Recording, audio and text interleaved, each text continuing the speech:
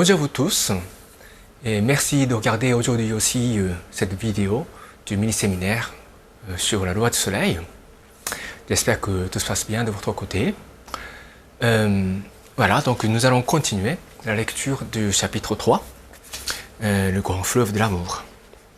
Aujourd'hui, c'est la section 4, le mystère de l'amour. Alors, je vais lire d'abord la partie de l'introduction et je vais rajouter quelques commentaires. L'amour est véritablement mystérieux. On ne peut mesurer l'infinité de sa profondeur ni de son étendue. Plus nous pensons à l'amour, plus il dévoile sa palette, devenant de plus en plus savoureux. Dieu se serait abstenu de faire une apparition directe devant les humains et aurait envoyé l'amour pour le représenter. Il aurait voulu que, en étudiant l'amour, les êtres humains pénètrent dans ce qu'il est véritablement et en fassent l'objectif de leur apprentissage. Mystère de l'amour. Oui, l'amour nous fait éprouver l'existence d'une force invisible. C'est ce qui en fait le mystère. Voilà. Alors, ça reprend un petit peu tout ce qu'on a dit déjà, parce qu'on a déjà suffisamment répété que Dieu est amour, et amour est Dieu. Donc, la question de l'amour, ce n'est pas simple, ce n'est pas, un plaisir spontané. C'est profond, parce que c'est en découvrant le vrai amour, à travers tout ce que nous faisons au quotidien, nous allons pouvoir découvrir de plus en plus la véritable pensée de Dieu, notre Créateur. Alors, dans cette section, il y a une petite histoire de 3 moineaux et un garçon qui s'appelle Taro. Le Taro, c'est un prénom très répandu au Japon. Donc, je pense que ce serait intéressant que vous entendiez l'ensemble de cette petite histoire. Donc, je vous laisse entendre l'enregistrement de cette partie, réalisée par un professionnel narrateur, donc avec sa voix bien posée et très claire. Vous allez pouvoir suivre l'histoire. Donc, je vous laisse écouter cette histoire. Et à la fin, je vais rajouter un petit commentaire et nous allons pratiquer la contemplation de 2 minutes. Ok? Allez-y. Il était une fois un vieil homme. Dépourvu de descendance, il menait une existence solitaire dans un temple près d'un village. Des enfants venaient de temps à autre jouer dans le temple. Le plus espiègle d'entre eux s'appelait Taro. Âgé de 13 ans, Taro avait perdu ses parents quand il était encore tout petit et il avait été élevé par sa sœur et le mari de celle-ci. Un jour, Taro jouait sur les marches du temple lorsque 3 moineaux vinrent se poser près de lui et se mirent à bavarder. Le premier moineau dit « Ce qu'il y a de plus précieux dans ce monde, c'est le soleil. C'est parce que le soleil brille toujours dans le ciel que nous pouvons bénéficier des couleurs les plus variées nuançant le monde, et qu'arbres et fleurs vivent dans une grande joie. Il permet le mûrissement des céréales qui nous nourrissent aussi, nous, les moineaux. S'il se cachait, le monde serait plongé dans l'obscurité la plus totale et aucun être ne pourrait survivre. Nous, moineaux, toujours reconnaissants de la grâce du jour, nous n'ôtons jamais la vie aux autres moineaux, mais, comme le soleil éclaire en demeurant inconditionnellement souriant, les hommes ne s'en montrent guère soucieux et ils se battent et s'injurient. Les plus imbéciles vont jusqu'à s'entretuer dans la guerre. Je ne serais pas surpris que le soleil en ait un jour assez et décide de se cacher. » L'ayant entendu, le second moineau prit ensuite la parole. « Mais non, c'est l'eau qui est la chose la plus merveilleuse au monde. Aucun être ne pourrait survivre sans eau. Les arbres et l'herbe se flétriraient en quelques semaines. Sans eau, ni riz, ni blé ne pousseraient et nous mourrions de faim. Tous les animaux mourraient en moins d'1 semaine. Voilà comment l'eau nous est indispensable à la survie. La plus grande merveille du monde est l'eau. C'est parce que nous remercions toujours l'eau que nous vivons ensemble en harmonie. Mais les hommes n'accordent aucune importance à l'eau, car elle ne leur coûte rien. Ils travaillent dur pour s'acheter ces choses qui ne servent à rien, qu'ils appellent bijoux et colliers. Nous, les moineaux, nous nous satisfaisons des parures que Dieu nous a données. Mais les hommes passent leur temps à tenter d'embellir leur apparence. Ils ne pensent qu'à devenir plus riches, plus puissants et plus beaux que les autres. C'est si drôle que je ne peux m'empêcher d'en rire. Le troisième moineau prit enfin la parole, à contre-cœur. Comme vous le dites, il est vrai que le soleil et l'eau sont indispensables. La valeur la plus grande au monde réside dans quelque chose que tout le monde considère comme allant de soi et dont personne ne considère la présence fondamentale en réalité. Pour moi, c'est l'air qui est la chose la plus précieuse au monde. Nous pourrions survivre quelques jours sans soleil ou sans eau, mais sans air, nous mourrions tous en quelques minutes. Il n'est pas évident de se rendre compte de la valeur de l'air. Lorsque nous volons dans le ciel, nous apprécions sa fraîcheur qui emplit nos poumons. Les poissons eux-mêmes reconnaissent sa valeur et montent parfois à la surface de l'eau pour le respirer.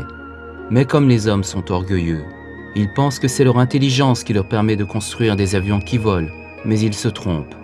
C'est avant tout l'air qui permet aux avions de voler. Le ciel ne demande rien lorsque les oiseaux ou les avions volent. Les oiseaux remercient le ciel, mais je n'ai jamais vu un homme lui rendre hommage. En écoutant les moineaux, Taro devint très triste et se plongea dans ses pensées. On lui avait toujours dit que l'homme était la plus noble de toutes les créatures vivantes, mais il n'avait jamais entendu aucun homme parler comme les moineaux. Et il n'avait lui-même jamais éprouvé de reconnaissance pour l'existence du soleil, de l'eau ou de l'air. Mais à quel point les hommes sont bêtes et stupides! On est même inférieur à ces moineaux? Taro se leva ensuite d'un bond et grimpa les marches du temple en courant, dérangeant ainsi les oiseaux qui, surpris, s'envolèrent et disparurent promptement. Il alla raconter l'histoire qu'il venait d'entendre au vieil homme dans le temple et lui dit en pleurant qu'il aurait dû naître au moineau au lieu d'être un homme si stupide. Le vieil homme sourit avec douceur et lui répondit « Je suis fier de toi, Taro. Tu comprends maintenant que les hommes sont des créatures ignorantes qui ont perdu de vue jusqu'aux choses les plus importantes de la vie. Leur péché de sottise, cependant, leur est pardonné lorsqu'ils s'aiment les uns les autres. Les êtres humains sont laids, mais la contemplation de leur laideur ne permettra jamais de la faire disparaître. Dieu a accordé aux humains cette force magique qu'est l'amour pour pardonner leurs péchés et supprimer leur laideur. C'est par l'amour, cette force mystique, qu'il est permis à l'homme de demeurer roi de la création. Ok, donc c'était une histoire de 3 moineaux et Taro. Donc cette histoire illustre à mes yeux combien les êtres humains sont à la fois stupides, la stupidité des êtres humains, et le vrai potentiel d'un être humain qui réside dans sa capacité d'aimer. Donc c'est ça le mystère de l'amour. Donc l'amour que nous pouvons pratiquer nous permet de surmonter notre stupidité en réalité. L'amour, c'est en quelque sorte la condition d'un être humain. C'est parce que nous pouvons exprimer l'amour, et l'amour vrai, l'amour qui donne, que nous sommes autorisés à rester toujours des êtres humains. C'est une condition. Et c'est par amour que nous allons pouvoir surmonter nos défauts. Les défauts liés à notre ego, notre manque de reconnaissance, à nos désirs incontrôlés. Donc c'est au nom de l'amour que nous allons devoir surmonter nos défauts. Et c'est par amour que nous allons pouvoir y parvenir. Donc c'est ça le vrai mystère de l'amour. Dans d'autres livres, Maître Ogawa nous enseigne que dans le monde spirituel, quand vous donnez de l'amour, c'est visible. Par exemple, si je dis quelque chose de vraiment bien, même sur cette vidéo, sur le plan spirituel, une boule de lumière sort de ma bouche pour toucher votre cœur, le cœur des spectateurs, et donne une sensation agréable de lumière. Le partage de l'amour, c'est le partage de lumière. Et dans le monde spirituel, c'est tangible. et c'est visible, paraît-il. Alors que dans ce monde, c'est invisible. Et c'est pour ça que l'amour est mystérieux dans ce monde. C'est aussi un chemin de l'apprentissage, de vivre dans un monde où les éléments les plus essentiels sont invisibles. C'est comme ça que nous pouvons vraiment fortifier notre nature divine. Parce que ici, ce bas monde, c'est un champ d'entraînement. Encore une fois, notre bienveillance, c'est invisible. Parfois, c'est visible, mais par essence, c'est invisible. Donc, nous avons besoin d'avoir la foi, n'est-ce pas? La foi dans l'amour aussi. C'est dans cet entraînement que s'ouvre notre chemin de progrès spirituel. Voilà. Ok, donc ça c'est donc le mystère de l'amour, la section 4. Donc maintenant je vais réciter la prière à l'esprit gardien, l'esprit guide, et je propose 2 minutes de contemplation, comme d'habitude. Vous allez réciter avec moi, s'il vous plaît. Prière à l'esprit gardien et l'esprit guide. Mon esprit gardien, mon esprit guide au plus profond de mon cœur. Vous êtes ma fontaine de vie, ma lumière d'espérance, ma source de sagesse, mon bouclier de courage. Assiste-moi, je vous prie, dans mon apprentissage quotidien. Polissez mon cœur chaque jour. Donnez-moi chaque jour de bonnes inspirations. Rectifiez le parcours de ma vie. Gardez-moi loin de tous les maux. Guidez-moi chaque jour dans une existence encore meilleure. Je vous remercie sincèrement. Et maintenant, redressez votre dos, s'il vous plaît. Fermez vos yeux légèrement et harmonisez votre respiration. Maintenant, je vous laisse commencer votre contemplation sur le mystère de l'amour. Allez-y.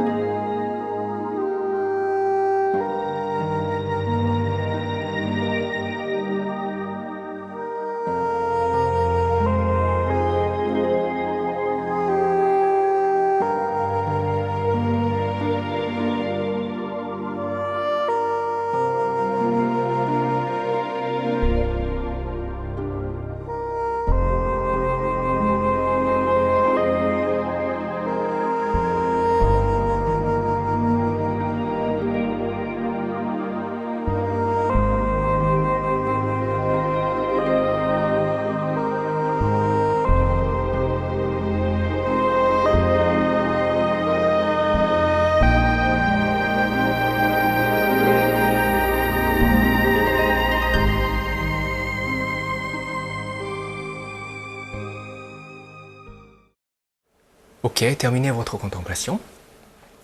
Voilà, merci beaucoup.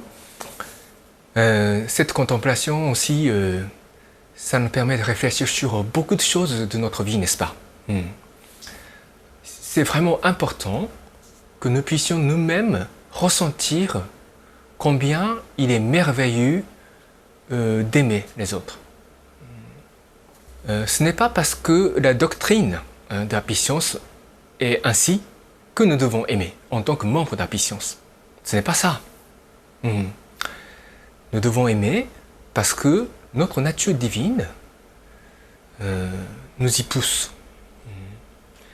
Et c'est en faisant ça que nous pouvons